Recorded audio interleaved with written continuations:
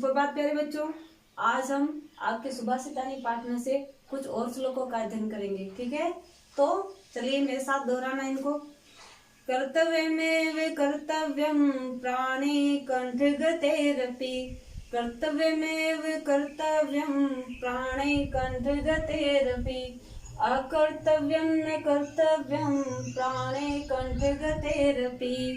इसका अर्थ है कर्तव्यमेव कर्तव्यम, कर्तव्यम अर्थात कर्तव्य को ही एव अर्थात निश्चित करना चाहिए, अपने कर्तव्यों को ही करना चाहिए।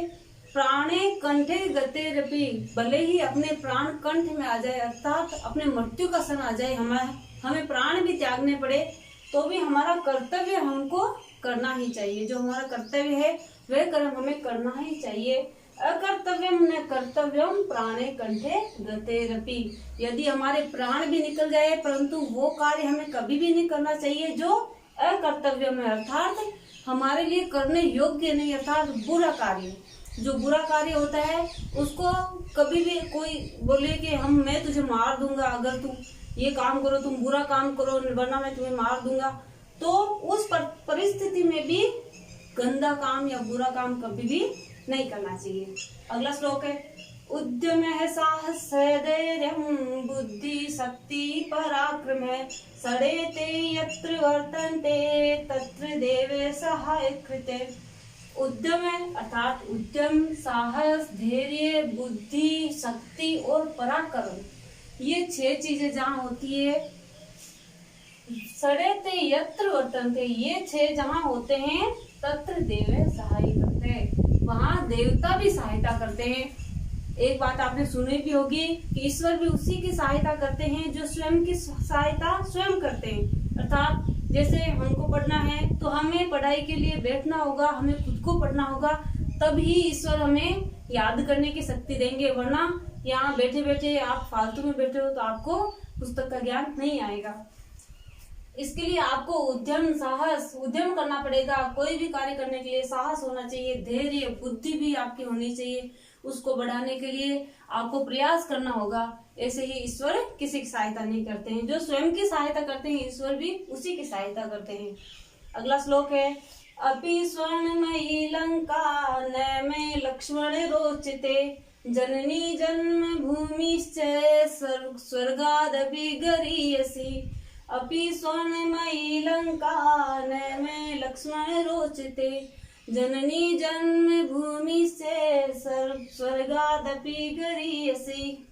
अर्थात ये श्लोक तब का है जब भगवान राम ने रावण को मारकर लंका जीत ली थी और लंका पर जब भगवान का अधिकार हो गया था, परंतु विभीषण का वहां पर राज्याभिषेक किया तो लक्ष्मण जी को बहुत बुरा लगा। उन्होंने कहा कि अपने पराक्रम से हमने लंका को जीता है, फिर आप ये विभीषण को क्यों दे रहे हैं, हम यहीं रहेंगे, हम अयोध्या क्यों जाएंगे, ये सोने की लंका है, यहाँ पर सभी सुख सुविधाएं हैं, स्वर्ग के जैसी है ये।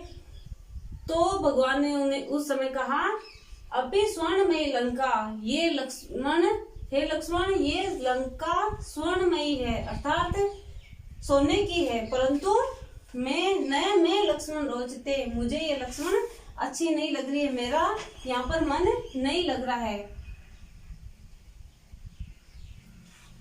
जननी जन्म भूमि से स्वर्गादपि गरीयसी, मेरी माता और मेरी जन्मभूमि मुझे स्वर्ग से भी अधिक प्रिय है। मुझे ये लंका, सोने की लंका प्रिय नहीं है, मेरा यहाँ मन ही नहीं लग रहा है, मेरा मन तो वहां लगेगा जहाँ मेरी माता है और मेरी जन्मभूमि है। इस श्लोक में जननी अर्थात माता और अपनी जन्मभूमि को स्वर्ग से भी प्रिय बताया गया है। के काले कानि मित्राणि को देशे कौ व्ययागमो, कस्याहं च मे शक्ति इति चिन्त्यं मुहुर्मुहुः। कह कालः कानि मित्राणि को देशे कौ व्ययागमो, कस्याहं च मे शक्ति इति चिन्त्यं मुहुर्मुहुः। कह काले, कौन सा समय चल रहा है, अभी कैसा समय चल रहा है, कानि मित्राणि, मेरे कौन कौन मित्र हैं, को देशे कौ व्ययागमो, कौन सा देश है, इस देश की क्या स्थिति है, मैं किस देश में निवास कर रहा हूँ, को व्यय आगमो, व्यय अर्थात हमारा जो खर्च है, और आगमो अर्थात हमारी आय है, कितनी मेरी आय है, कितना मेरा व्यय है। कस्याहं काच में शक्ति, मैं किसकी शक्ति हूँ और मेरी भी शक्ति क्या है। इति चिंत्यम मुहुर्मुहुः, मेरा यहाँ पर कितना प्रभाव है। इति चिंत्यम मुहुर्मुहुः, ये हमें बार बार चिंता करनी चाहिए, अर्थात ये बार बार चिंतन करना चाहिए कि मैं कहाँ रह रहा हूँ, कैसा समय चल रहा है, कौन मेरे मित्र है और मैं कितना प्रभावशाली हूँ। ये बार बार विचार करना चाहिए और अपने आप को उस वातावरण के योग्य और प्रभावी बनाने के लिए प्रयास करना चाहिए। ठीक है, तो अगले पाठ में हम और सुभाषितों का अध्ययन करेंगे। धन्यवाद।